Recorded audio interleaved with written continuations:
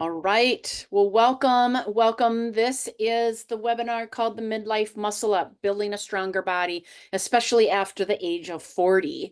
And yes, I know there are a couple men that signed up for this class. You're welcome. But we're going to be talking more about the female body today. And I'm really hoping that this will be something that will help benefit you as you continue on your journey of creating more health. So, who am I and why should you listen to me? Well, you can listen to me or not. I am not a body trainer or bodybuilder. I am not someone who lifts weights all the time. I definitely believe in strength training. Definitely believe in building the body and strengthening our body through lean muscle mass and strength, not just for vanity and looking good, but for overall wellness and aging gracefully. But my training has been 25 plus years working in the field of health, wellness, and nutrition. I did start back in, college. I spent 6 years in the gyms with the YMCA and Bally's US Swim and Fitness, which I don't even think they exist anymore. But I spent 6 years as a fitness instructor, showing people how to use the weights and doing body mass compositions and lean muscle mass, doing some of that work. That was years ago, feels like a lifetime ago. Currently, I'm a functional blood work specialist, and I take people's blood work and I look at it through functional ranges, which are optimal ranges. They're much more narrower, where the medical ranges are very broad. The functional ranges are narrow. And I always ask people the question, have you ever had your blood work done and it comes back normal, but you don't really feel normal? Well, that's because they're looking at the medical ranges. So with functional ranges, we can find those hidden infections, deficiencies, and imbalances. If that's something that you want me to review for you, I can support you in that. We can talk further about it. I'm also a nutrition response testing practitioner and a registered nutrition consultant. So to me, foods first are what we need to be working with to help our body. And then we deal with customizable nutritional supplementation through homeopathy, nutritionals, herbals to design a program that's best for the body to remove the things we don't want and add in the things we need. So that's what I do on a daily basis working with my clients. And today we're going to be talking about the component of how to age more gracefully through lean muscle mass and figuring out what that is. So what is strength, muscle, lean muscle mass? What is it? What does it do? Well, muscle building, a lot of people do it because they want to look better, but it contributes to maintaining health, vitality, and independence. So yes, you do look better when you have more lean muscle mass on you. You do have a better stature, your posture's better, you look younger. That is correct. But as we age, it's even more important that we maintain our strength and our lean muscle mass, because what happens when we age is that there's a lot of hormonal shifts. And if you're anybody over the age of 40, you know through perimenopause, we have this hormone chaoticness going on, and we're high, we're low, we're down, we're up, we're middle, we're going good. And then it's just this chaos of hormones. And when that happens and we're starting to transition into menopause, and that can be a 10 to 20 year period for a woman, depending on the woman. And every woman is different how we get into menopause. But those hormonal shifts, they contribute to the decline of estrogen. And did you know that every cell has a receptor for estrogen? So estrogen is a super important component. For example, as you age, you get little soreness or tightness in your ligaments and your muscles and your joints. And when we have estrogen, we're more flexible, like a rubber band. It's easy to flexible. As we decrease our estrogen because we're aging, that is going to make us more like a rubber hose, and it's going to be stiff. And that's where tendons and joints and muscles can be stiffer, and therefore it can contribute to injury. So when the decline of estrogen happens, it contributes to muscle loss, decreased bone density, slower metabolism, can be, all sorts of other things, dryness, brain fog. I mean, the list goes on. I didn't want to contribute everything here. But there's things we can do about it. And that's what we're going to be talking about today. We're going to talk about little bit what happens to the body and what we can do about it. So some of the solutions are intermittent fasting, proper customized nutrition. Strength training is a huge one, and we need to do all of those things in order to get our body to work and function the way that we want it to work and function. So understanding these changes happen as we age, it is normal. It's not something that you are doing wrong. It is normal. It is happening. But there are things that we can do to slow it down, to decrease the effects of it, and to improve how we feel and look and boost our confidence with it. So, don't be too afraid of the aging process. Um, so what are the key challenges for it? Well, the big one is the hormonal changes. So lower estrogen affects muscle protein synthesis. It's a hard one to say, which can make it harder to build and retain muscle. So I believe doing the research for this webinar, they stated that through science, they've notated that women over the age of 50 decline lean muscle mass by 8% every decade. Wow. And we start decreasing our lean muscle mass starting in our 30s, but it's a much smaller number. It's like 1 to 2%. But when we get into our 50s, it starts to go down by 8%. But this is the good news. The good news is if you have a regimen of working out anywhere from 2 to 4 days a week of strength training, now it does determine what type of strength training you're doing, um, but just a minimum of 2 days, you can see benefit even in your 60s, 70s, and 80s if you are doing a regular routine, strength training routine. So strength training is huge. So key challenges, again, our hormones shift, which will affect our muscles, which will affect our strength, which will affect our ligaments and tendons and bone density, among other things. Our Another challenge is slowing metabolism. So when we're at rest, we will burn less calories. When we're burning less calories, we're going to contribute to more gaining of weight. So if you are someone who's above 40 and you're having weight gain and you haven't really changed anything, that is the reason. It's a natural process. Now, can you do something about it? Absolutely. And we'll talk about that. But we have to know that is a shift that's going on in our body as we age. I've talked a little bit about bone and joint health already. So bone density is another big thing because if you fall and break a hip, that could be the beginning of the end type of thing. So it's really important that we're strength training to strengthen the muscles and the tendons and the ligaments all around our joints to keep them strong and supple. And nutrition is going to be a big piece of that. The other thing is glucose. Now, as estrogen goes down, blood sugar goes up or glucose goes up naturally. And the more blood sugar we have, the more insulin is going to happen. And insulin is pro-store fat. We don't want to be storing fat if we don't need to. So insulin can be inflammatory. So we want to keep our blood sugars very stable and therefore our insulin, because you have high blood sugar, insulin follows because you have to grab on to the blood sugar with insulin to penetrate the cell wall. So really monitoring what we eat, what we drink is going to be super important because naturally our body is starting to raise our blood sugar levels because estrogen has gone down. Okay, so the importance of muscle building, hopefully we're getting this, is we want to maintain muscle mass. We want to improve our metabolism so we're burning calories better.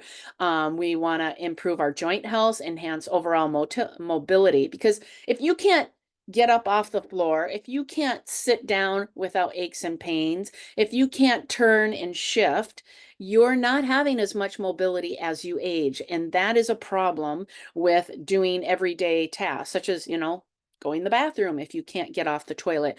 As far as, enjoyment of life and doing all the activities that you want to do. So doing the things that I'm going to suggest today here on this webinar is going to help with aging gracefully and the mobility of your body, how the mechanics work and how you move. Easing the aging process, managing weight, regulating blood sugar, and improving your heart health. Because women in their menopausal years, cardiovascular incidents increase.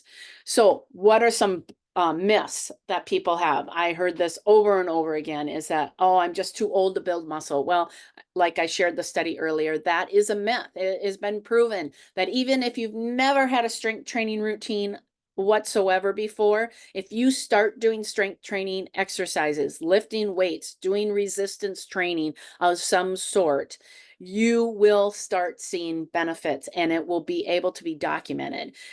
So you're never too old, that's for sure. The other myth is, if I lift weights, I'll start getting bulky. That's not true either, because especially if you're over the age of 40, can you get definition and see that in your body? Absolutely. But women aren't going to be super bulky unless they are working towards that, and you have to work really long and hard and every single day to get that. But we have lower testosterone, and testosterone is the hormone that helps bulk you up. So don't worry about getting so bulky, but you definitely will feel leaner and toner, and see the shape of your physique changing. So fasting is one of the things that can help with lean muscle mass. And people might say, well, that doesn't sound right. You're not eating. How do you build? Well, when we fast, and one of the most popular ways to fast is intermittent fasting, is like a 16-8 protocol, 16 hours of fasting and 8 hours of eating. But when we fast, the body says, oh, I'm not getting any food. I don't have to spend all my time and energy on digesting. So I'm going to go clean house, or go clean the body. I'm going to get rid of the pathogens that are not good in my system. I'm going to get rid of congestion in the body. I'm going to kill off inflammation, and that's what the body can do. And when we get rid of bad pathogens and congestion and inflammation, and start burning fat more effectively for energy, guess what? We can start fueling our muscles, and we can start releasing human growth hormone and BDNF for our brain. That's a hormone for the brain that helps with brain fog. All of it works together. Now, when I talk about fasting, I'm not talking about deprivation. So we're going to get to that. So how can fasting support muscle building? Well, first and foremost, when you fast, you're going to regulate your insulin levels. And when you regulate insulin levels, you're not going to be storing as much fat, and you're going to be utilizing fat for energy, which is a good thing. Because if you're constantly eating every 2 to 3 hours, you always have glucose to burn. And if you have excess glucose, your body stores it. But if you fast or have longer periods without eating, your body's going to start using the stored fat, or glucose that has been stored as fat. So when you fast, we're improving insulin sensitivity, and that is a good thing. Hormone regulation. When we fast, that's going to boost our human growth hormone. It's going to allow for lean muscle mass when the human growth hormone is working. And that's like building and burning ketones. So ketones are burning fat in the system. Burning sugar is burning glucose. And then quality calorie control. So fasting isn't about deprivation. So get that out of your brain right now. If you think fasting is about starving yourself and it's about deprivation, it's not. It's about eating less often. When you eat, you want to make sure that it's quality. So your eating window, you want high quality, nutrient dense foods that are in balance. So you want to make sure that you're getting adequate protein, fat, and colorful carbs. Your colorful carbs are vegetables and fruits. Stay away from processed foods, refined oil, chemical-laden foods, anything that doesn't come from nature. So the carbs should be from nature's carbs, vegetables, fruits, that sort of thing. But fasting, again, is eating less often. So in my eating window, I eat a good quality amount of calories, about the same amount of calories as if I was eating all day long. So do understand that, but it's quality calories, and that's the difference. So breaking the fast. When you are fasting, you want to make sure that you're eating foods that support your body. So one of the things when you fast, you can deplete some of your minerals. So you want to make sure that you're taking electrolytes, which are minerals that you can drink. You want a quality electrolyte product though. You don't want one that has a bunch of sugar in it. But electrolyte or minerals is really, really important to take while you're fasting, because your minerals is helping our electrical being to work and recover. And we need minerals such as magnesium for muscle contraction. So it's going to be really important to make sure you take things like, when you fast, if you can break the fast with bone broth, that has glycine in it, and glycine helps repair leaky gut and repair the gut of the body. So, and it's got some protein. So do it slow, longer fasts. It's really, really important that you're, what's the word I'm looking for? That you're strategic in picking how you break the fast when you have fasts that are over 24 hours or more. But the shorter fast, you still want to break it with protein and good quality fats, and get those minerals in.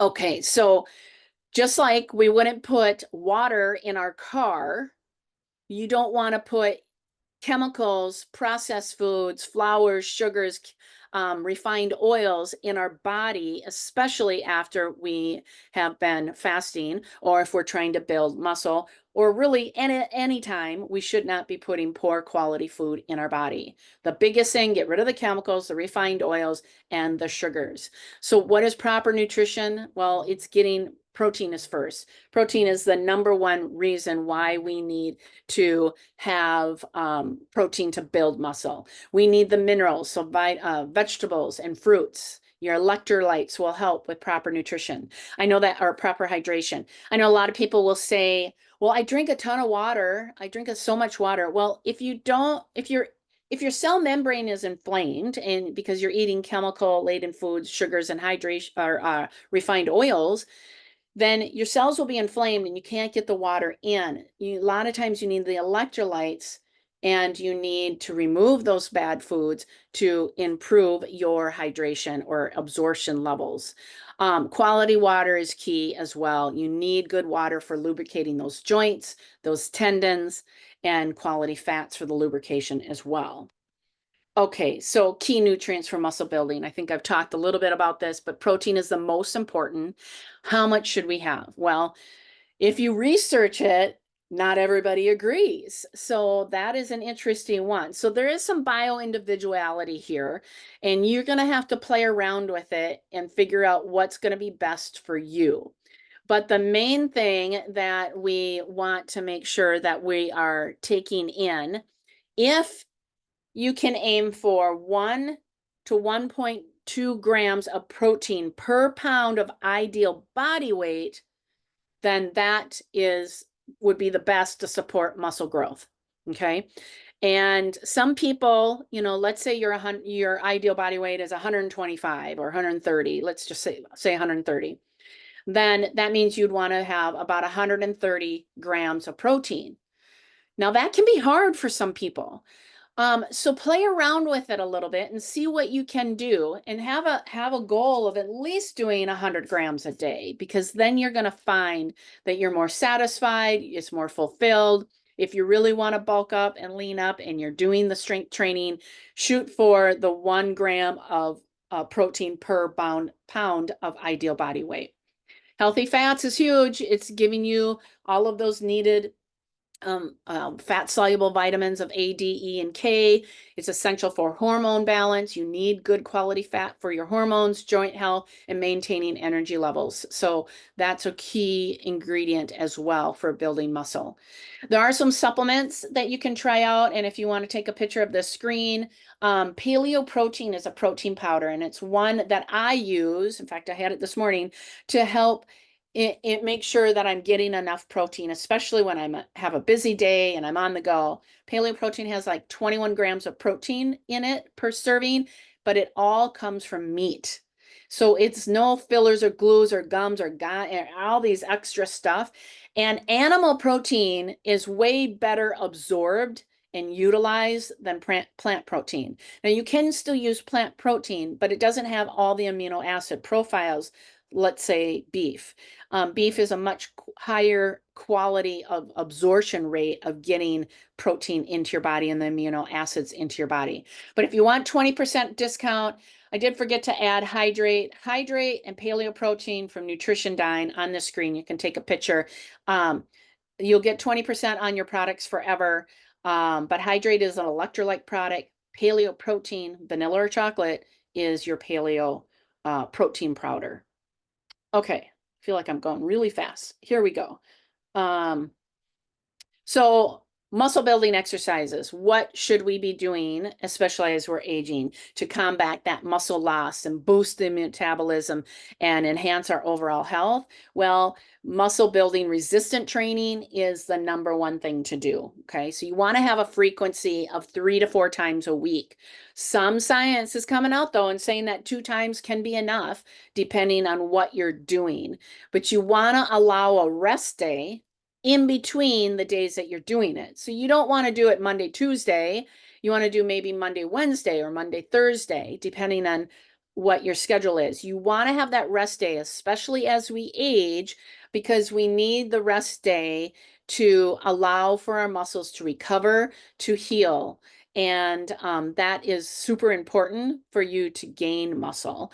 The intensity, you want to start off what works for you. You want to possibly go for more lighter weights and get the form down. Form is in key. And this is where I think you should work with someone who knows so they can look at your form and give you some tips on how to do it. That may only take 1 or 2 sessions with a personal trainer or someone that can look, YouTube can be helpful too, to make sure that your form is what it should be. Using a mirror can be helpful as well.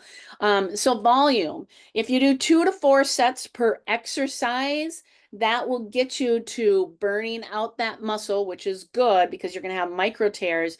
And then on your rest day, you'll be able to rebuild those micro tears to improve strength and improve lean muscle mass. So that's what we're looking for to keep that going. Recovery and self-care, I've been talking about that, is vital. It really is, especially as we age, because the number one thing is we do not want injury. If you have injury, then that is a slippery road downward. But recovering time, doing active exercises on your recovery day might just be a light walk or some stretching or yoga or tai chi, things that you're not just sitting all day long, but you can have an active recovery where maybe your workout day is going to be walking hills and lifting weights that day. That's more of an intensity. Or maybe you're doing a HIIT workout and that's more intensity. My ebook that you'll get since you register, it has some exercises in there that can be helpful. Or maybe you're going to take a class at the gym that is, all about strength training. That's good. I love, I can't remember what it's called now, but it's a 45-minute class that I take at Lifetime, and it's all lifting weights. So I do that a couple times a month for sure. Okay, so the importance of recovery again. Muscles undergo small tears as we're resisting and lifting weights, and therefore we want to make sure that if we have enough recovery time, the process of the body will help heal and repair, especially if you're eating protein and taking in protein. So eating and taking in protein after you do an intense workout is important to repair. So collagen, protein powders that are quality. There's a lot of junk protein powders, and then eating animal proteins. Hormonal balance. When we recover, we lower our stress, lower our cortisol, because working out causes stress in the body. It's a hormesis stress. It's a good stress, but we want to have times of recovery and quiet and down times. Recovery periods will release growth hormone, and it actually helps tissue repair and muscle development. So very important. And when we have proper recovery, we actually allow the muscles and joints and connective tissues to adapt and strengthen and reduce injury risk. So I don't know about you, but I think I understand why recovery is so important now on looking at these points. So key things to do to make sure that you have proper recovery. Well, we got to sleep.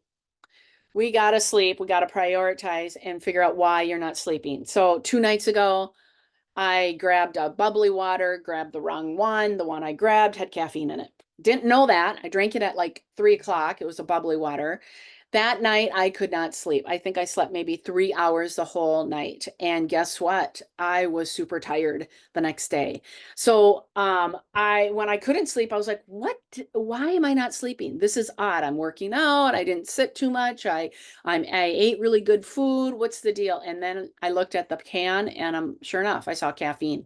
So caffeine can be something that can disrupt your sleep. You want to make sure that you're drinking no more than a cup a day of coffee or some caffeine and do it early in the day. And some people can't even do that. So really look at that. Make sure that you're getting off your screens. Make sure you have a dark room. Make sure you have a climate control room for prioritizing sleep. But get to bed before 10 p.m. It's super important that the best sleep for your body is between 10 and midnight. So prioritizing sleep is key for recovery. Active recovery days, we talked about that a little bit with, doing a light walk or a light yoga or stretching, something that's easy to do. And it doesn't raise your heart rate too high. Mobility and flexible exercises. Stretching after you work out is really good. Don't bounce. Active holds for at least 30 seconds on whatever you're stretching. Starting and ending your day is a great way to keep the lymphatic system moving and keeping the toxins and the nutrients moving. So flexibility with stretching and things that keep that flexible is huge.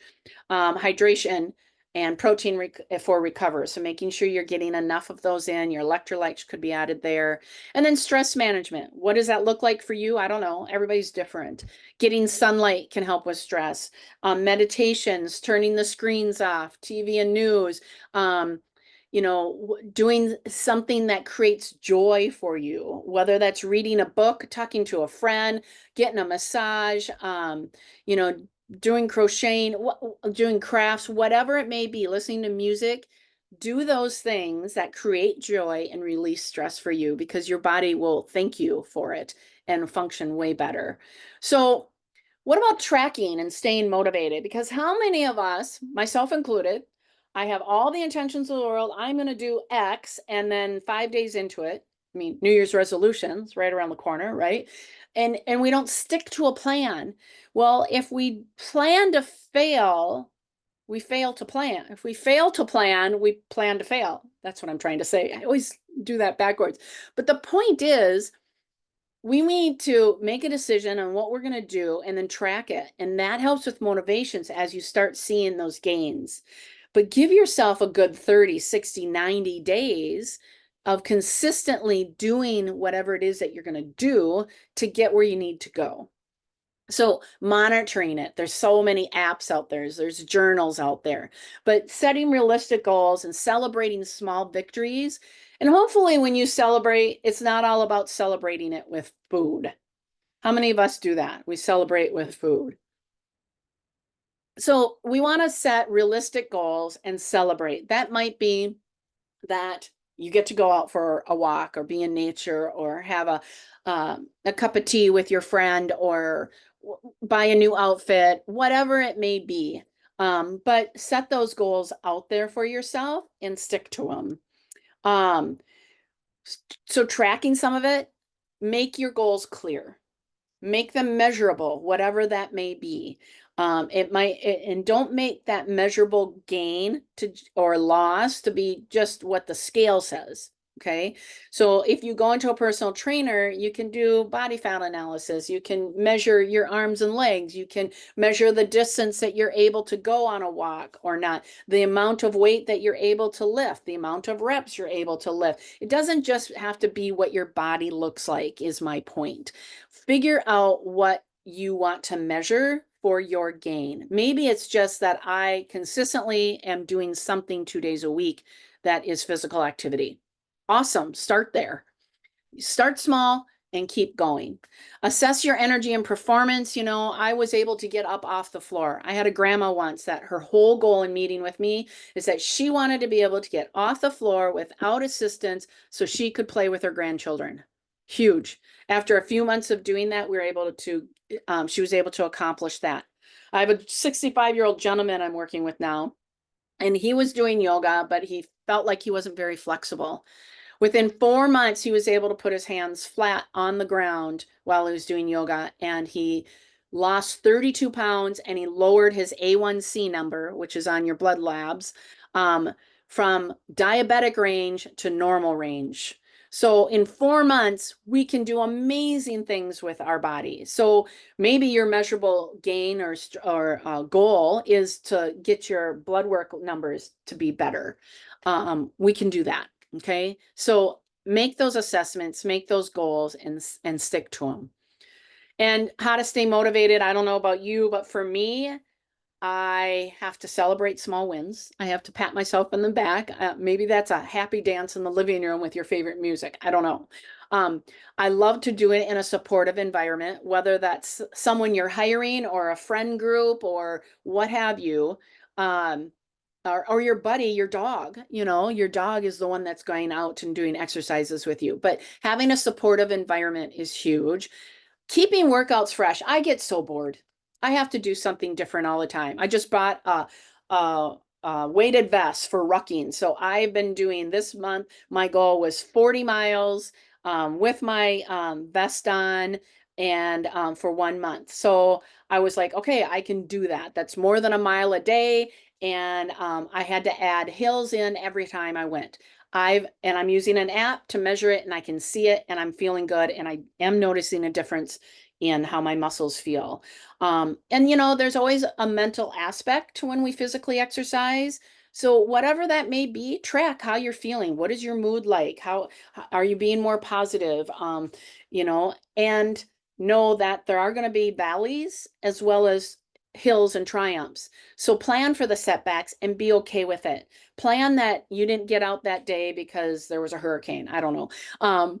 Plan that they may have a day that it didn't go as planned. And that's okay. The best thing about living is that tomorrow you have another day. You have a new start. You have another way to get going. Okay. All right. So safety considerations, avoid injuries. Okay. Now that doesn't mean I'm going to avoid injury and I'm never going to try something. I tried pickleball. It's a very highly injury prone sport, and orthopedic doctors are happy about it because it's keeping their business busy. But there's ways that you can do things if you want to play pickleball to avoid injury. Does that mean that you'll not have injury for sure, 100% guarantee? No. But there's things that you can do. So I have a client who's a tennis coach. I asked her, okay, why are people in pickleball having injuries and not in tennis? And she gave me some tips. And so there's things that you can find out to avoid injury. And one of the number ones is giving yourself recovery time. So do what you can with your limits and then push yourself a little bit more. And then push yourself a little bit more the next time. Don't try to be someone that's going to squat 300 pounds the first time you go squat a dumbbell. Start where you can start. And that's the main thing is really understand safety has got to be first when we're strength training. Okay, so key safety things, focus on proper form, progress gradually, modify exercises as needed. When I started doing push-ups, it was hard to do a full push-up. I started with my knees on the ground and did push-ups. Now I can do a full push-up. So you start where you can, modify the exercise to fit your body, listen to your body, and know that that's okay. There's no shame in that at all. Staying hydrated and eating properly is definitely going to help support your body recover and heal and give it the nutrients it needs to perform. Okay. And managing overtraining, that is a thing, but it's not as much of a thing as people not working out. So movement of any kind is beneficial, but overtraining would be doing it 6 days a week, hardcore. And hopefully none of you on the call or who connect with me are doing that. Okay, so when to seek professional help, persistent pain and discomfort, uncertainty about how to do an exercise form or technique, and then adjusting the workouts for your special health conditions, whatever that may be. Do know that as we age, we don't recover as fast. I used to be a runner. I could run, no big deal. I could do 5, 6 miles. And when I was a runner, I was a horrible swimmer. I sank. I didn't have the endurance for swimming, but I could run 5, 6, 7 miles. I played track and I ran, yeah, I ran track and I played soccer. However, when I got into my middle 40s, running a mile was exhausting to me, and it would take me 3, 4 days to recover. Well, that's when my perimenopause stuff, kind of the early to middle 40s, started to shift for me. But I can now go hiking and I can do hills and I can do 10, 12, 15 miles in a hike. So I shifted the exercise for less pounding and more ease of doing it. And now that I have my weighted vest, I'm actually putting it up a notch, but I don't have the pounding. So my recovery time is way better. So these are just things that you can do to get support. But talking to a professional who does this all the time, I'm not in the gyms anymore, but those individuals can help a ton when you're seeking your strength training routine. So in conclusion, building muscle is a powerful way to improve your physical health, boost your confidence, and enhance your quality of life, no doubt.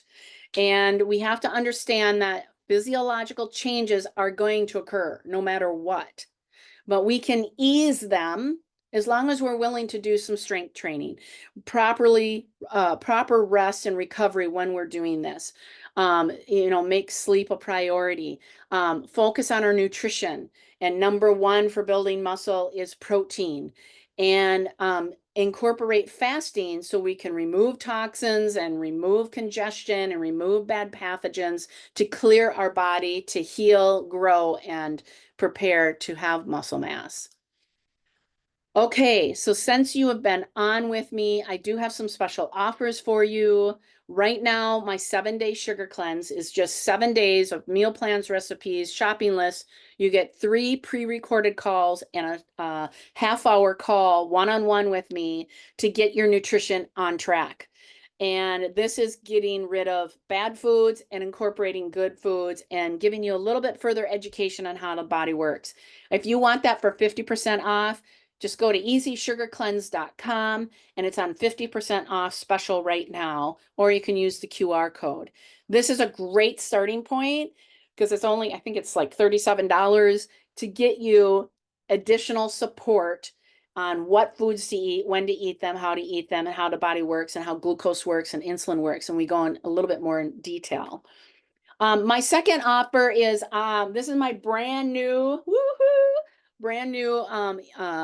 program that I have. It's 90 days. You get weekly coaching from me in a group.